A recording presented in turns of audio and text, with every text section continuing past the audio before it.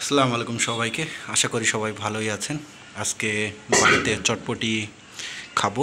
আপনাদের ভাবি খুব সুন্দর চটপটি রান্না করতে পারে। তার হাতের চটপটি অসাধারণ হয়ে থাকে বাজার থেকে। ঘরোয়া পরিবেশের চটপটিটা আসলে খুবই সুস্বাদু হয় এবং ঘরোয়া পরিবেশের খাবারটা অনেক হেলদি হয়, যার কারণে খেতেও ভালো লাগে।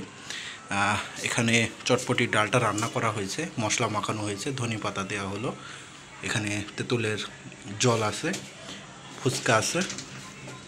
এখন মশলা সব কিছু রেডি করা হবে, তারপরে চটপটি খাওয়ার জন্য নিয়ে যাওয়া হবে।